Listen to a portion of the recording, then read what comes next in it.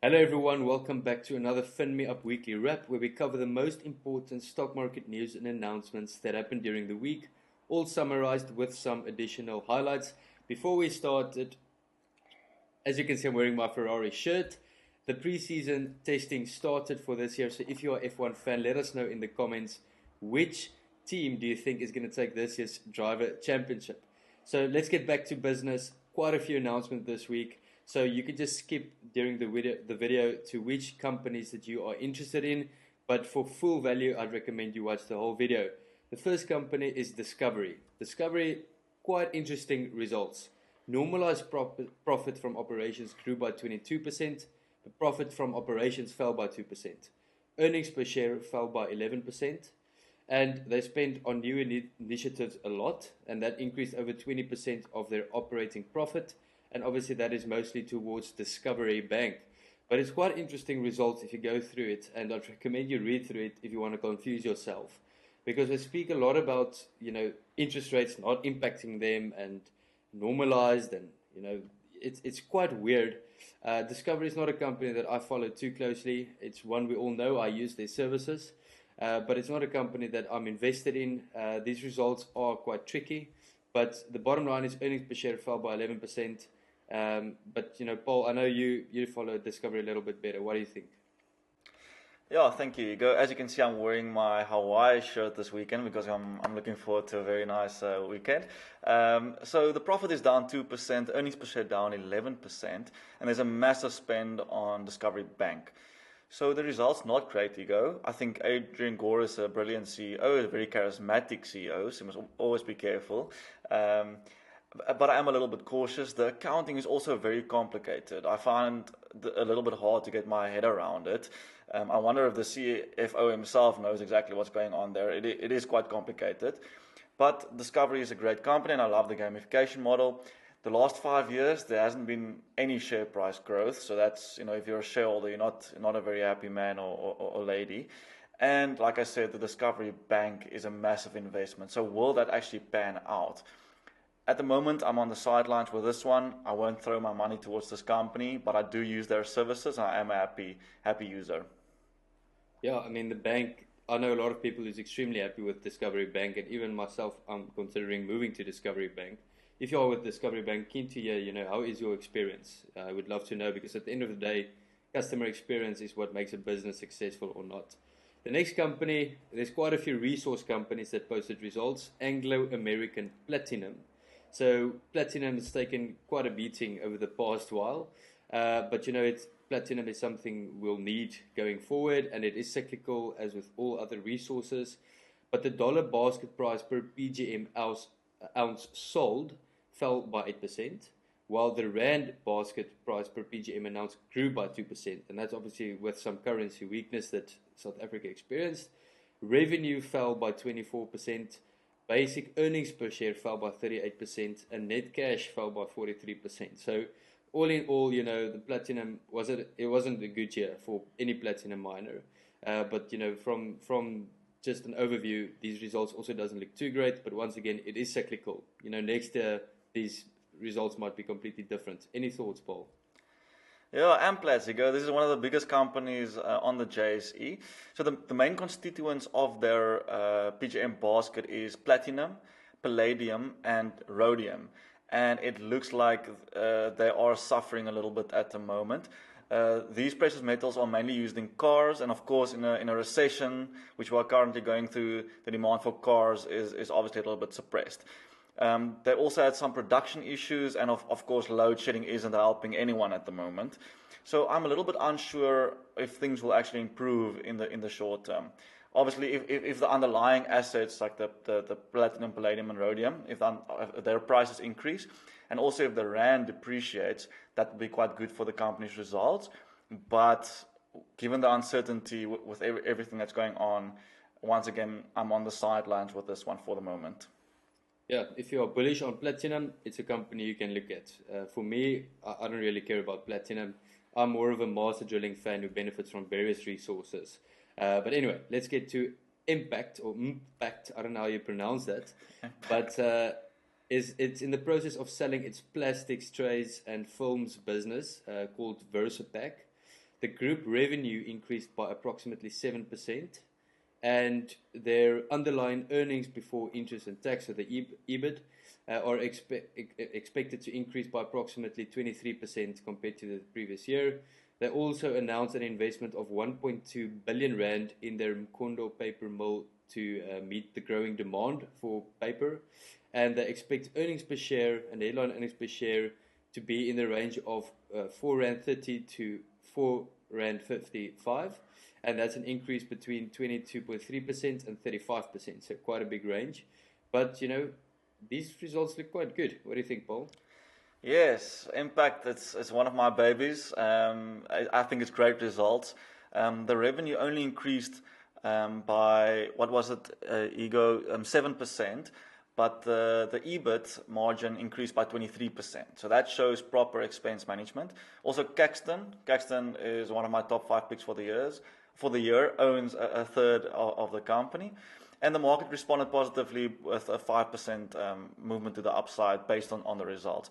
So I'm very bullish on the announcement that they made, a 1.2 billion rand to meet growing demand for the new factory, which specifically focuses on fruit exports, which once again is a growing industry for South Africa.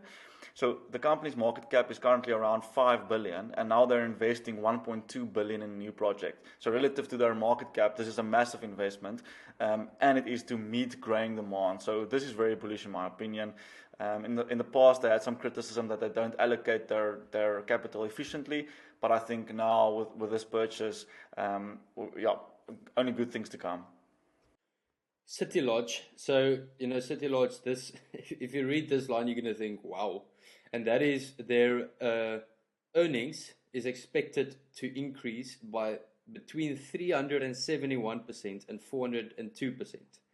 So more than 3 to 4-fold. That's quite a big increase, but we must remember that they're coming from very lows. So, with all the lockdowns and people not traveling, all of a sudden people are traveling again now, and tourism is picking up, which is obviously good for City Lodge. They're sitting on quality assets. They are sitting in an industry that's always going to be there, and that is tourism. But they are competing against the likes of Airbnb and Booking.com and, all these extra players. So, this is a recovery story. It can still go higher, maybe not. It depends on tourism rates and how many people actually prefer to stay in City Lodge hotels rather than Airbnbs. Preferably, when I travel, I love Airbnbs. It's a cooler experience. But some people prefer City Lodge, but it's still a recovery.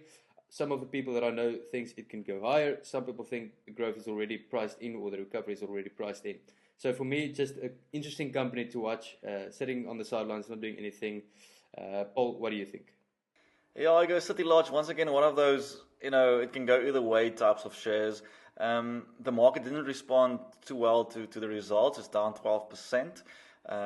If you think about it, it seems amazing, right? But December, let's say November, December, January is holiday season. So this is when you expect these type of companies to really do very well. And they didn't do that well. So if they didn't do too well now, it's not a very good sign for things to come. And then also load shedding, of course, impacted them.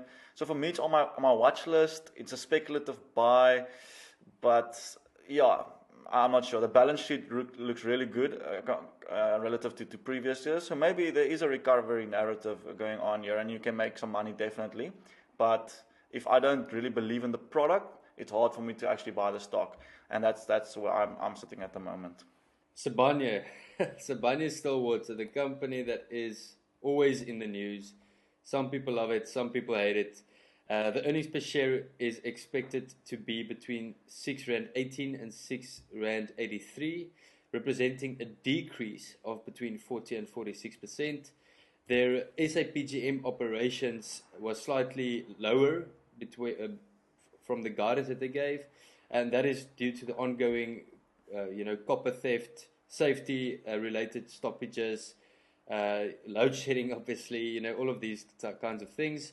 The SA gold operations were suspended for 3 months due to industrial action, resulting in a 50% decline in production. So production was a lot lower. That's the bottom line. There's comments that Sibanye's CEO Neil Froneman is more a deal maker than a capital allocator. But, they are investing heavily into future growth, into the minerals and resources that is required for battery technology and all of these things. But, it is sitting on a very low PE. It is paying a dividend. They have some quality assets. But once again, PGM didn't have a great year. Production was lower, so it's not a great benefit. But, I'm quite interested in Sibanye. I don't own any at the moment, but it's definitely a company that I'm looking at. Oh. Yeah. I go. So Sibanye is similar to Mpact. They also have the PGM basket. Their one is a little bit more weighted towards palladium instead of platinum and rhodium. So that's one thing. So they're heavily dependent on the platinum, palladium asset price. They also have a gold mine. Now the gold mine is a little bit expensive, and they rely quite a bit on their sales from gold. So if gold is doing well, they're doing well. If gold is not doing well, they're not doing well. So it's dependent on the gold price and the volume of gold that they actually produce. Now, as you can see here, you go, the gold mine were suspended for 3 months, and the production is down 50% for 2022. So that, you can think for yourself what's going to happen now. They only produced 50%. Gold didn't do that well. So yeah, not great results. The market didn't like it. They're down 8% on the news, and they're down 43% for the year. So yeah, if you're a Sibanye holder, sorry for your loss, I guess. Yeah, but who knows? Times might change. Now for the Avengers. So Aveng, the group revenue grew to 15 billion rand. So group revenue grew, earnings per share fell from 43 cents to 38 cents per share, and their net asset value per share increased to 29 rand 80 cents. So it's far above the current share price. So there is some potential discount, but I prefer to hold a different industrial holding, and I'll write an inside stock pick on that on the FinMeUp app next week. It is a company that I'm still buying, and it's called Argent, but I'll write my reasoning on the app next week. I know Paul is also writing a stock pick on that, so you can check that on the FinMeUp app next week. Any thoughts on Aveng, Paul? Yeah, there's a massive turnaround narrative going on. FinTwit favorite, of course. You hear their name quite a bit. I'm cautious for construction companies, Higgo, and for the simple reason that there's a lot of eyes on the order book. So how many projects can you actually secure, tenders, so to speak, for the future? And they've now secured quite a few. So that's why there's a lot of eyes on them. But I'm cautious here, and the reason is the following. There's a lot of competition when it comes to these tenders. So, of course, to secure the tender, you have to decrease your price. And then, naturally, it takes a little bit long. Potentially, it can take a little bit longer than you anticipated. There's load shedding, so there's extra costs, and it takes longer. So now you secure, let's say, a 5 billion rand project, but it costs you 5.1 billion to complete. That's the exaggerated example, but you hear what I'm saying. So what I'm trying to say is that order book doesn't necessarily translate directly into profits. And I think we might get a surprise on one or two of these projects, potentially. But if it pans out, you're going to make some money on the stock. So maybe dip your toes, but I won't throw the kitchen sink at this one. Definitely not.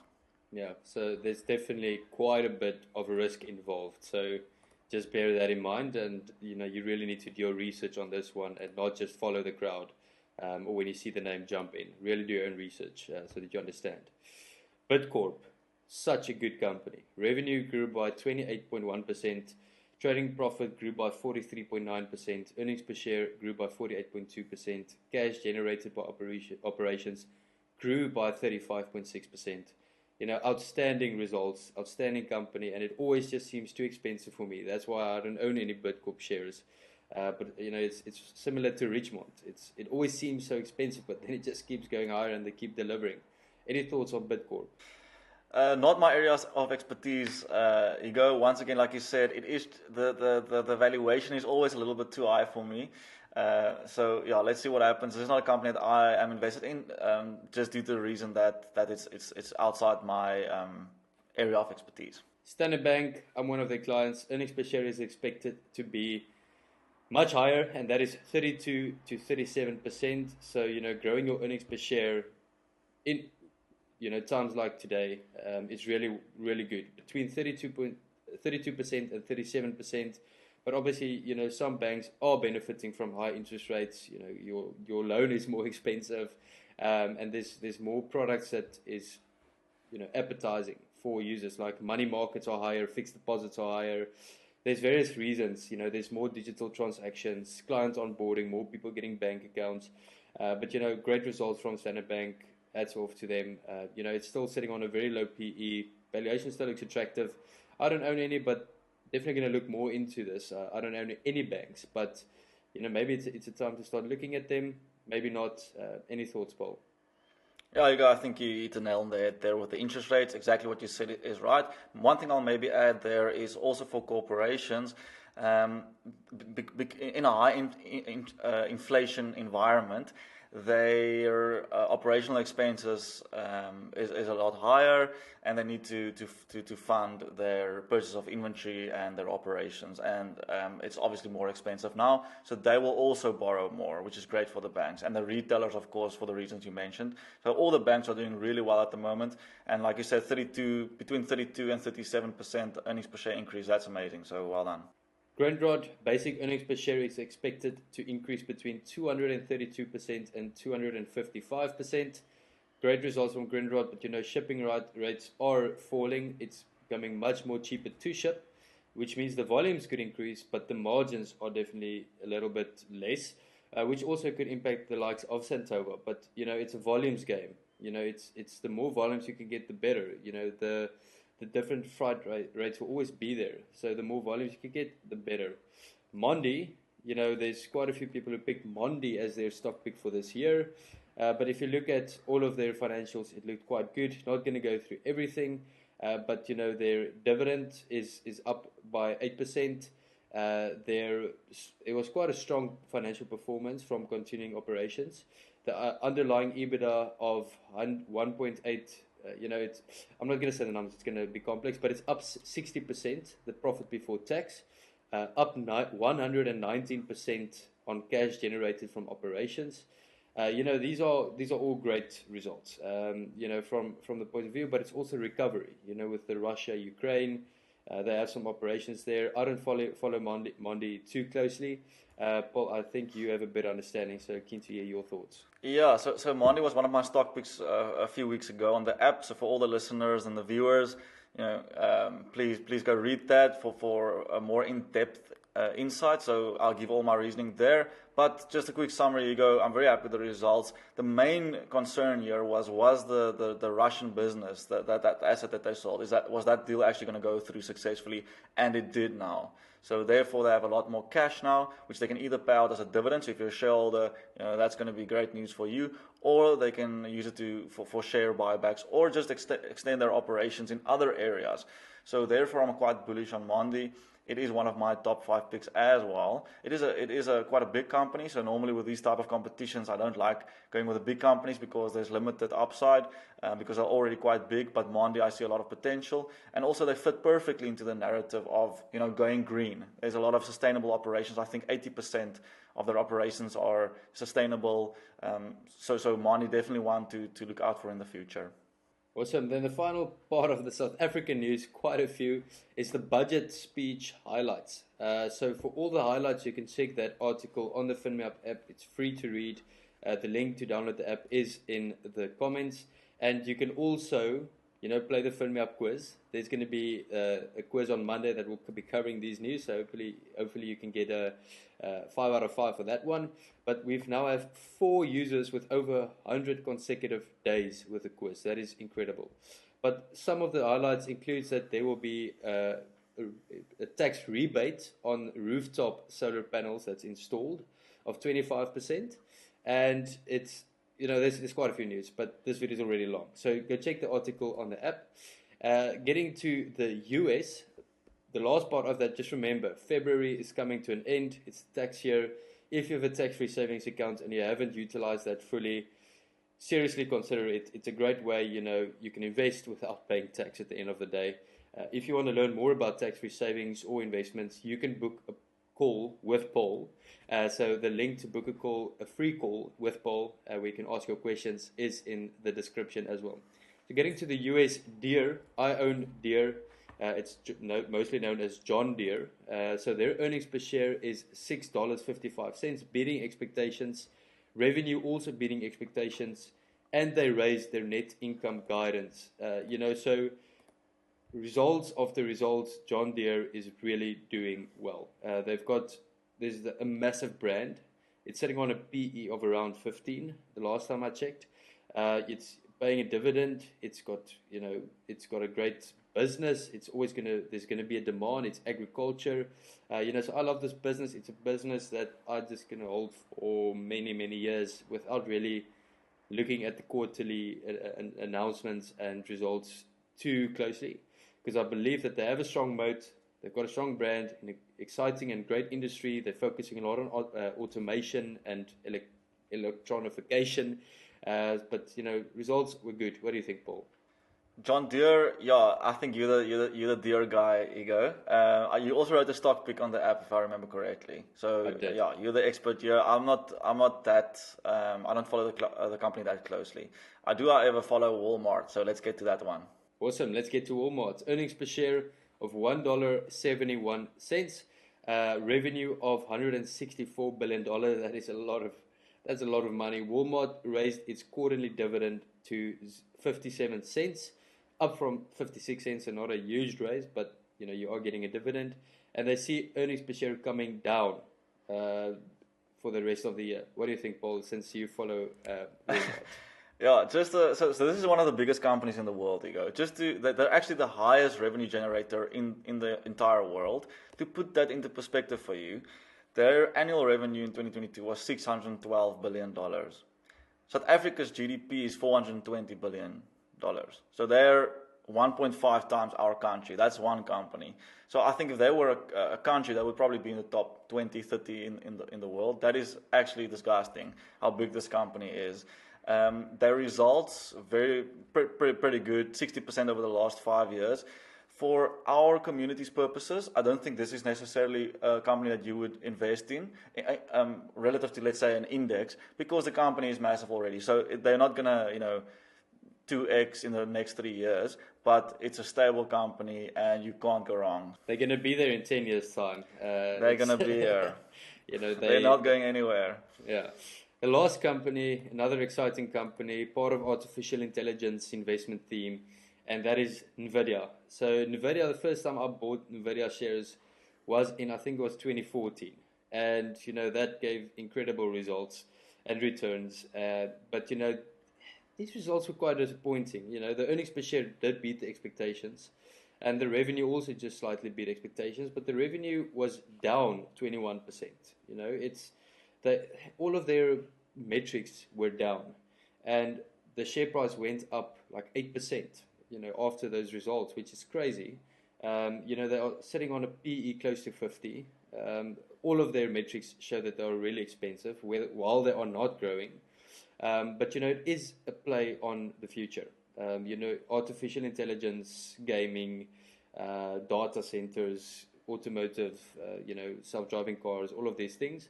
And I am bullish on semiconductors over the long term. But my preferred semiconductor play at the moment is still AMD. I love AMD. But I also love Nvidia. It's just too expensive for me. I sold my Nvidia shares end of last year, or somewhere last year. But if you believe in AI, it's a company worth looking at. But there's also another option you can consider if you want to get into semiconductors, and that is a semiconductor ETF. ETFs are a great way. It's diversified for you. It's lower risk, and it's an industry that you find exciting. Paul, any thoughts? Yeah, so I agree with you on the one end. The revenue is down. They're taking quite a hit at the moment, but it's all about expectations. So it's all about how you perform relative to what the market expects you to do. And if you can outperform that, the market will always respond positively. And that's what happened here. So even though the results weren't that great, the market responded. I think the share price went up 14% over the last 5 days, or the last day. They took a massive hit since the start of the recession in end of 2021. I think the share price crashed about 70%, and for a company of this size, that's billions of dollars wiped from the stock market. But year to date, they're up 65%. It is a brilliant company. They're going to be here in 20 years, I can promise you that. But if you're looking to invest, the valuation metrics is once again just insane. I mean, to invest in this company, they literally need to hit the lights out, year after year after year for you to make money. So that's why I'm always cautious. You're looking for great companies like Nvidia, but at good prices. And I'm not sure if they're currently, even with the crash, at great levels. Yeah, but I mean, if their growth can be tremendous, then the valuation makes sense. But this quarter didn't really make sense. But there's a lot of expectations priced in. That is it. So the last announcement, we are actually launching quite a few new features over the next few months, as well as products. So when you say products, you might wonder what that is, but we're going to keep that a secret for now. But at the end of the day, we really want to add a lot of value to your financial life. And if you are keen to hear out what these products are, and also to give us your opinion, your insights, we'd love to learn from you. You are our community. We want to provide value to you. Please book a call with myself and the rest of the team. We'll bounce some ideas of you, get your opinion, get your insights. So there's also a link for that in the description. If you want to have a call with Paul, where you can ask your financial questions, also link in the description. And for all the rest of the FinMeUp universe, check the links in the description. I hope you have a great weekend. Let us know which companies you want us to cover next week or to do a stock pick on. And let us know what you thought of any of these companies. We'd love to hear your take. Have a great day.